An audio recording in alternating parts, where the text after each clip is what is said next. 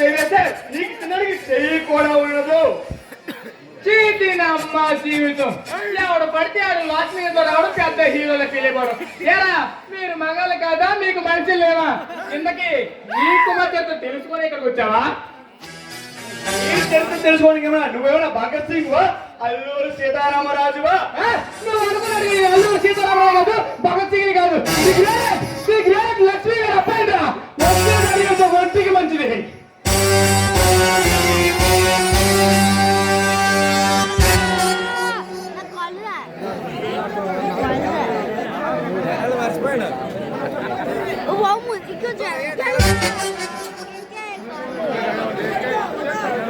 నీ ఎందు చూడకుండా నీడు వెళ్ళిందని కాదురా, నాతో పట్టుకుంటే నిన్ను మృత్యుకే కానుక పంపిస్తాను.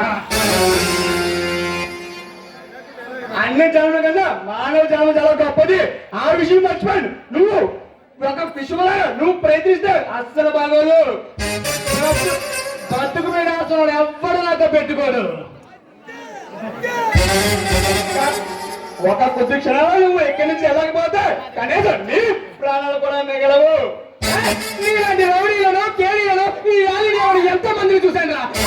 నువ్వెంత? నువ్వు అంత సరదా పడి బిర్రలిగితే నీకు నార్మల్ గా ఉండదురా. అయితే ఈ కుమార్తె పెంటే రుచి చూడాలందా? కమా కాచుకో.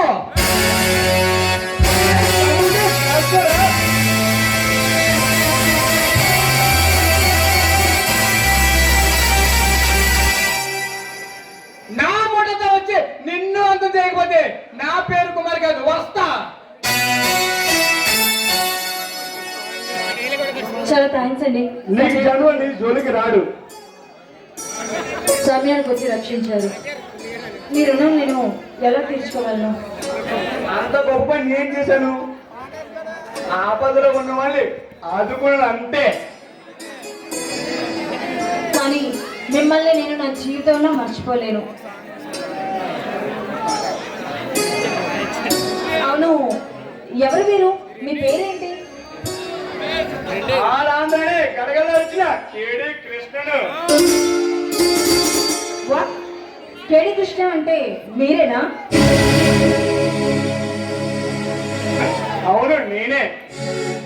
అంటే ఈ దేశాన్ని గలవలాడిస్తూ ఎన్నో వజ్రాలు దొంగతనం చేసిన ఆ రౌడీ కృష్ణ అన్న నువ్వేనా? నేను చేసే మంచి పనులు ప్రభుత్వం ప్రజలు ఇచ్చిన బిరుదులవి. అంటే మీరు ఇలా మారడానికి కారణం ఏంటి? ఈ దేశంలో బతకాలంటే 2 సూత్రాలు పాటించాలి. ఏంటని? ఎదురువాడు చేస్తున్నప్పుడు వాడి సాగుతుంది తెలియకుండా గల్లందు చేయాలి. అప్పుడే ఈ సమాజం ప్రజలు మనకి సలాం చేస్తారు.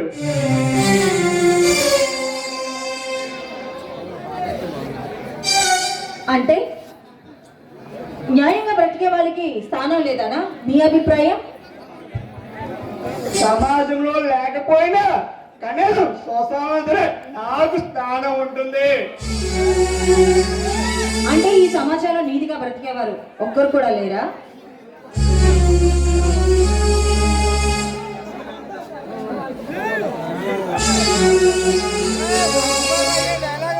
ఈ జనాన్యమో లేకపోయినా మేకవంటి పుల్లు ఎంతో మంది ఉంటుంటారు. కానీ నేను ఎప్పుడు ఒకేలా ఉంటాను.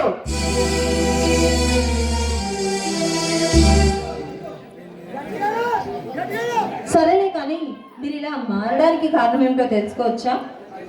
పరిస్థితులు స్థితిగతులు ఉన్నంత కాలం మనం ఇలా మారడానికి ఒక కారణంగా రెడీ అవుతుంది.